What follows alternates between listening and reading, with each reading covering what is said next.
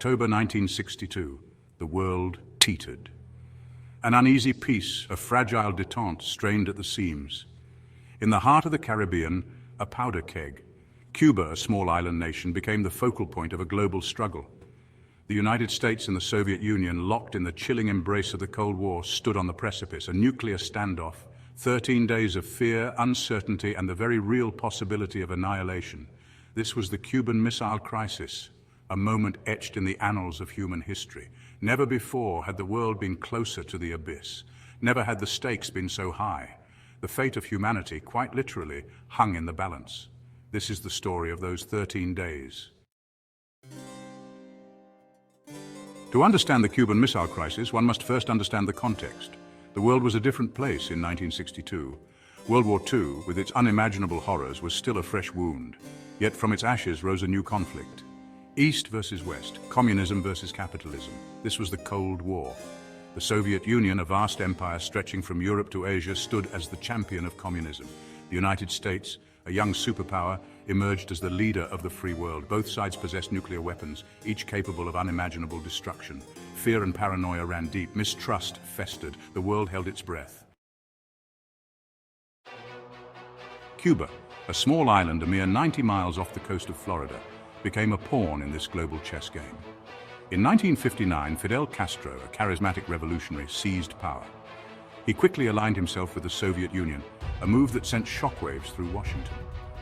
In 1961, the United States, fearing a communist stronghold so close to its shores, backed a disastrous invasion attempt by Cuban exiles at the Bay of Pigs. The invasion was a fiasco. The exiles were quickly defeated, and the incident served only to strengthen Castro's resolve and cement his alliance with Moscow. Humiliated, the United States licked its wounds, the specter of failure hanging heavy in the air. In the aftermath of the Bay of Pigs, tensions between the United States and Cuba remained high. The Soviets, sensing an opportunity to exploit American vulnerability, began secretly shipping arms to Cuba. Among those shipments, a chilling addition, nuclear-tipped ballistic missiles capable of reaching the U.S. mainland within minutes. On October 14, 1962, an American U-2 spy plane, soaring high above the Cuban countryside, captured photographic evidence of the Soviet missile sites. The images, grainy and stark, sent a chill down the spines of American intelligence analysts. The Soviets had lied.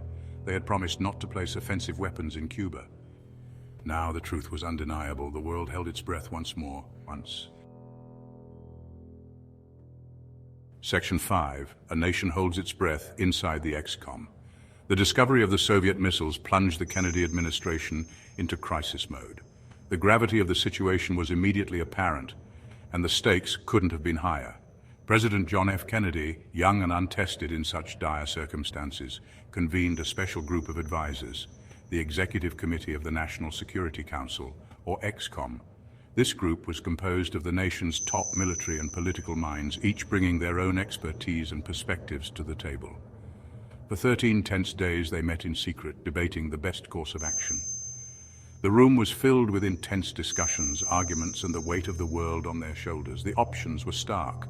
Airstrikes against the missile sites were considered, as was a full-scale invasion of Cuba. Each option was meticulously analyzed, with every possible outcome weighed and debated. But each carried the terrifying risk of escalation, of igniting a nuclear exchange that could engulf the entire world. The potential for catastrophic consequences loomed over every decision. The tension in the room was palpable. Every tick of the clock seemed to echo the potential for global annihilation. The pressure was immense and the responsibility was almost unbearable. The world watched and waited, the fate of humanity hanging in the balance. News broadcasts around the globe captured the anxiety and fear of millions, as everyone hoped for a peaceful resolution to the crisis. Section 6, Kennedy's ultimatum, a line drawn in the Caribbean sand. On October 22, 1962, President Kennedy addressed the nation in a moment of unprecedented tension. In a televised speech, his face etched with concern and determination, he revealed the existence of the Soviet missiles in Cuba, a revelation that sent chills down the spine of every American. He denounced the Soviet Union for its reckless and provocative actions that had brought the world to the brink of nuclear war. And he announced a naval blockade of Cuba, a quarantine as he called it, to prevent further Soviet shipments from reaching the island, a bold move that showcased his resolve. Kennedy's words sent shockwaves around the world, reverberating through the halls of power in every nation.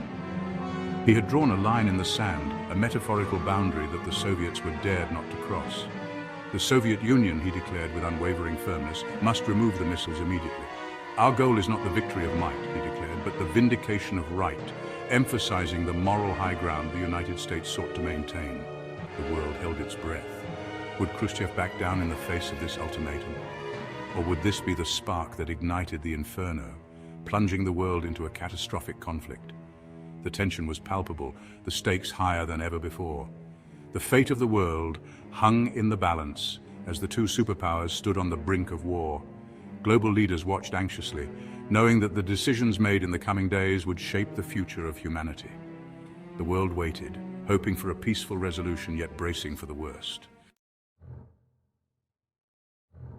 Section 7. Brinkmanship on the high seas.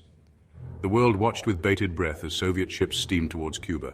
American warships, their decks bristling with weapons, waited in international waters. The tension was almost unbearable.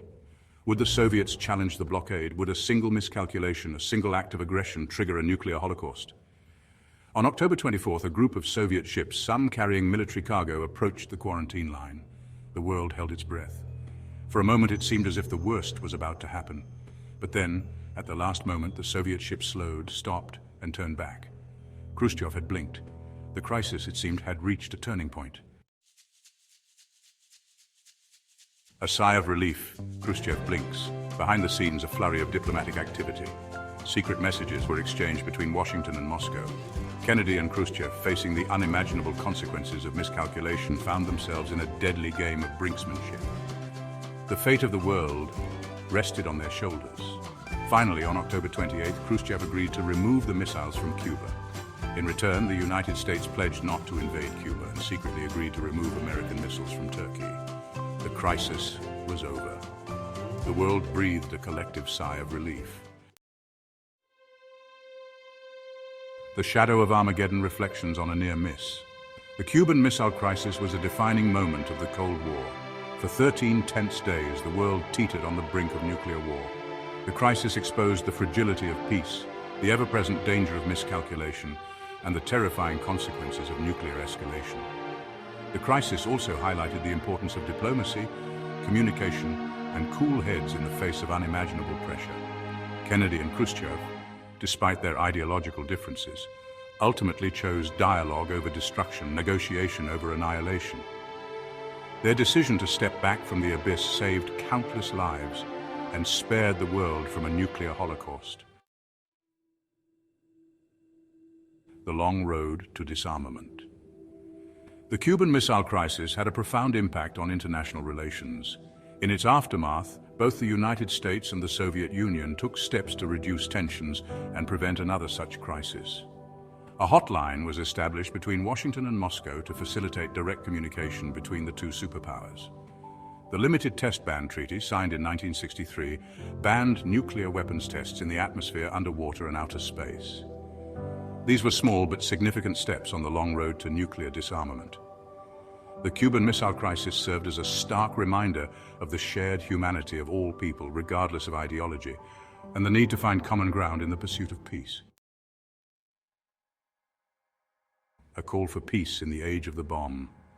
In a world where the threat of nuclear devastation looms large, the call for peace has never been more urgent or more necessary. The lessons of the Cuban Missile Crisis remain as relevant today as they were in 1962. Those tense moments in history taught us the value of restraint, the importance of communication, and the dire consequences of miscalculation. In an age of renewed geopolitical tensions and the proliferation of nuclear weapons, the world must never forget the lessons learned during those 13 harrowing days in October. The specter of nuclear conflict is not a relic of the past, but a present danger that requires our constant vigilance. Dialogue, diplomacy, and a commitment to peaceful conflict resolution are not merely options, they are imperatives. The stakes are too high for us to rely on force or intimidation. We must engage in meaningful conversations, build trust, and seek common ground. The future of humanity depends on our ability to learn from the mistakes of the past, and to work together to build a safer, more peaceful world for all. This requires a collective effort, transcending borders and ideologies to foster a culture of peace and mutual respect. Let the Cuban Missile Crisis serve as an eternal reminder of the fragility of peace and the urgency of our shared responsibility to prevent another such crisis.